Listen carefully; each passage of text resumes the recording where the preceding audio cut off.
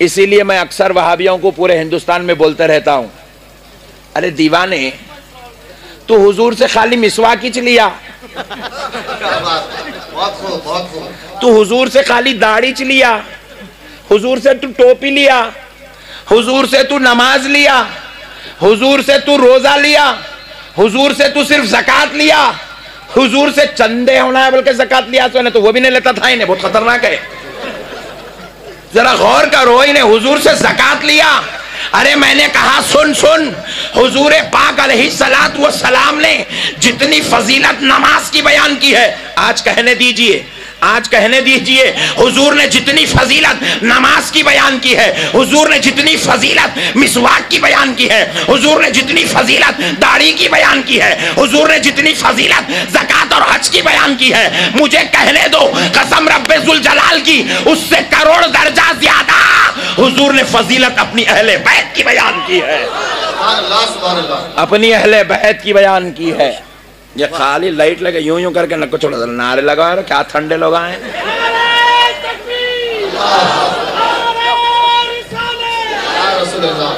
بہت ٹھنڈے لوگ آئے ہیں بھئی آپ لوگ آئے۔ اب بابا حیدرآباد میں اتنی تقریر کرتا تو اب تک 50 نعرے لگ جاتے تھے آپ لوگ، ماشاءاللہ۔ تو پیارے بزرگ اور دوستو قربان جا، آؤ اہل بیت کی ایک ایسی عظمت بتاتا ہوں جس کو بعقیدہ بھی مانے گا، کیونکہ ماننا ہی ماننا ہے، وہ جب تک نہیں مانے گا تو اس کی عبادت نہیں ہو سکتی ہے، اس کی مسلمانیت پہ خطرہ پڑ جاتا ہے۔ پیارے بزرگ اور دوستو آؤ قربان جائیں اہل بیت اطہار کی عظمت پر۔ اہل بیت کو اللہ نے کیا محبتوں سے نوازا ہے، رسول اللہ نے کیا مقام و مرتبے سے نوازا ہے، اور یہ قربان جائیے پیارے بزرگ اور دوستو، اہل بیت کی وہ شان ہے کہ دیکھو ان کی عظمت کو سمجھنا ہو تو نماز سمجھ لو، اہل بیت کا مقام سمجھ میں آ جائے گا۔ جو نماز کو سمجھ لے گا وہ مقام اہل بیت کو سمجھ لے گا۔ معزز سامعین کرام، اس اڑیسہ کی مقدس زمین پر رام کوٹ کے اس جامع مسجد میں ایک حافظ قرآن تشریف لایا تراویح سنانے کے واسطے۔ مثال دے رہا ہوں، کب آیا مول صاحب پوچھیں گے کہیں کل، مثال دے رہا ہوں۔ تو اگر آیا اور آ کر اس نے حافظ قرآن نے نماز پڑھانا شروع کی اور اس نے کہا کہ میں اتنا جید حافظ ہوں کہ میں 2 رکعت میں مکمل تراویح سنا دیتا ہوں، مکمل قرآن پڑھ دیتا ہوں، تراویح کی 18 رکعت بقیہ رکعت دیگر سوروں سے پڑھ لوں گا، 2 رکعت میں قرآن پڑھتا ہوں۔ سارے عمر کوٹ کے نوجوانوں نے کہا ہم بھی اپنی جوانی کو آزما لیتے ہیں، چل تو قرآن پڑھتا جا، ہم اپنی قوت جوانی کو آزماتے ہیں۔ سب مل کے اس حافظ قرآن کے پیچھے کھڑ گئے۔ کھڑنے والوں کی تعداد 10,000 لوگوں کی تھی۔ حافظ قرآن نے تکبیر کہی اور رکعت باندھی۔ پہلی رکعت میں 29 پارے پڑھ لیا، دوسری رکعت میں 30واں پارا پڑھ لیا، اور اس کے بعد قیدے میں بیٹھا۔ التحیات للہ والصلوات والطیبات، السلام علیک ایھا النبی ورحمۃ اللہ وبرکاتہ، السلام علینا وعلی عباد اللہ الصالحین، اشہد ان لا الہ الا اللہ وحدہ لا شریک لہ، واشہد ان محمدا عبدہ ورسولہ، السلام علیکم ورحمۃ اللہ، السلام علیکم ورحمۃ اللہ۔ سبحان اللہ۔ مولانا رضوان صاحب پیچھے سے اٹھے، گردن پہ ہاتھ دیا، بدبخت ہے، 8 گھنٹے کھڑا کر دیا، 8 گھنٹے کھڑا کر دیا، پھر اس کے بعد خالی التحیات پڑھ کے سلام پھیر دیا۔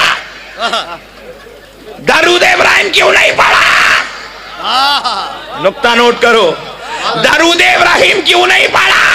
حافظ قرآن بولا نہیں پڑھے تو کیا ہوتا جی؟ بولے نادان، بڑا بدبخت ہے تو، بغیر درود ابراہیم کے نماز کیسے ہوتی؟ تو بولے میں ہوں نا، قرآن پڑھا، درود ابراہیم کیا ہے، اتنا سر کا ہے، میں اتنی بڑی قرآن پڑھ لیا، اتنی بڑی قرآن پڑھا۔ مولانا رضوان صاحب قبلہ مفتی ہیں، انہوں نے جواب دیا سن بغیر درود کے مکمل پڑھے کے نماز نہیں ہوتی ہے۔ بولے وہ تمہارا مسئلہ ہے، میں نہیں مانتا۔ مولانا رضوان صاحب قبلہ نے بریلی شریف کو فون ملایا، مفتی اعظم فون اٹھائے اور حضرت مفتی صاحب سے پوچھنے لگا، اے بریلی شریف کے مفتی صاحب قبلہ ذرا بتا دے تو صحیح، ہماری مسجد میں ایک امام آیا ہے، اس نے 2 رکعت میں مکمل قرآن بھی پڑھی ہے، 2 رکوع بھی کیا ہے، 4 سجدے بھی کیا ہے، سبحان ربی الاعلیٰ بھی پڑھا ہے, سبحان ربی العظیم بھی پڑھا ہے, لیکن درود ابراہیم نہیں پڑھا. کیا نماز ہوئی؟ مفتی بریلی شریف نے کہا سنو سنو, جو نبی پر درود نہیں پڑھتا اس کی نماز نہیں ہوتی ہے, اس کی نماز نہیں ہوتی ہے. جو درود ابراہیم نہیں پڑھا اس کی نماز نہیں ہوئی. اب عمر کوٹ میں تو ایسا ہے نہیں, لیکن سمجھانے بول رہا ہوں کیونکہ کیمرہ سامنے ہے, امریکہ تک یہ بات پہنچنے والی ہے. ایک بازو والا بھی مسجد میں تھا, ویسے تو عمر کوٹ میں ہے نہیں, سمجھانے بول رہا ہوں. بازو والا بھی تھا, بازو والا بولا تو یہاں دیکھ رہے کیا, وہ بازو والا جو آج نہیں آیا ہے, وہ بازو والا بھی تھا. انہیں بولا اوہو بریلی شریف کے مفتی صاحب اتنے سر کا درود نہیں پڑھنے پر نماز نہیں ہوتی. بولے ایسا کیسا ہوتا, میں ہمارے مفتی صاحب کو ملاتا ہوں. انہیں دیوبند کو فون ملایا, پوچھا مفتی صاحب یہاں ہمارے پاس ایک حافظ صاحب آئے, انہوں نے 8 گھنٹے کھڑا کر دیا, پوری قرآن 2 رکعت میں پڑھ لی. انہوں نے نماز تو پڑھی, نماز میں پوری قرآن بھی پڑھی, رکوع و سجدہ قاعدہ بھی کیا, التحیات و تشہد بھی پڑھا, لیکن درود ابراہیم نہیں پڑھا. کیا نماز ہوئی کہ نہیں ہوئی؟ دیوبند کا مفتی بھی بولا نہیں نہیں نماز نہیں ہوتی ہے, نہیں نہیں نماز نہیں ہوتی ہے, کیونکہ خدا کی قسم یہ کسی دیوبند کے باپ کا فتویٰ نہیں ہے, یہ مدینے والے مصطفیٰ کا فتویٰ ہے. مدینے والے نبی نے کہا ہے, جس نماز پڑھنے والے نے نماز تو پڑھا, من صلی صلاۃ لم یصلی فیہا علی وعلی اہل بیتی, جس نماز پڑھنے والے نے نماز تو پڑھا لیکن مجھ پر, میری اہل بیت پر نماز میں درود نہیں پڑھا, لم تقبل من, اس کی نماز اس کے منہ پر پھینک دی جاتی ہے.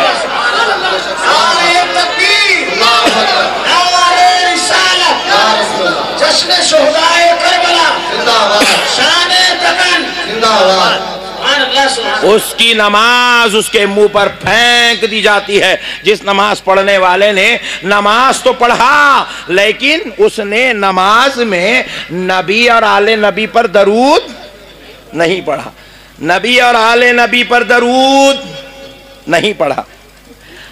بات سمجھ میں آ گئی؟ جو نبی اور آل نبی پہ درود نہیں پڑھتا اس کی نماز. ابھی نے پریشان ہوا, 2 جگہ سے فتوی آ گئے, نے بحرانی کے عالم میں بولا اوہ قرآن کا حافظ تو بنا مگر درود ابراہیم کی عظمت کو نہیں سمجھا. اس کو آج سمجھ میں آیا مسئلہ. انہیں بولا ابا یہ درود ابراہیم اتنا خطرناک کہیں کو ہوگا بھائی, پوری قرآن پڑھے مگر درود ابراہیم نہیں پڑھے تو نماز نہیں ہوتی. آخر مسئلہ کیا ہے, پوائنٹ نوٹ کرو. پوری قرآن پڑھا, 6666 آیتیں پڑھ لیا, سبحان ربی العظیم پڑھ لیا, سبحان ربی الاعلیٰ پڑھ لیا, سبحانک اللہم و بحمدک پڑھا, انی وجہت وجہیہ پڑھ لیا, سورہ فاتحہ پڑھ لیا, تحیات شریف پڑھ لیا, لیکن امام صاحب مفتی صاحب کہہ رہے ہیں کہ درود نہیں پڑھا نماز نہیں ہوتی. پوچھا آخر درود کیا ہے؟ درود درود ہے, حقیقت میں درود اس کو کہتے ہیں جس میں نبی اور آل نبی کا ذکر ہوتا ہے. پوچھا وہ کہاں ہے؟ تو جواب دیا سن, اللہم صلی علی سیدنا محمد وعلی آل محمد کما صلیت علی سیدنا ابراہیم وعلی آل سیدنا ابراہیم انک حمید مجید. جس نے نبی اور آل نبی پر درود نہیں پڑھا اس کی نماز قبول نہیں ہوتی.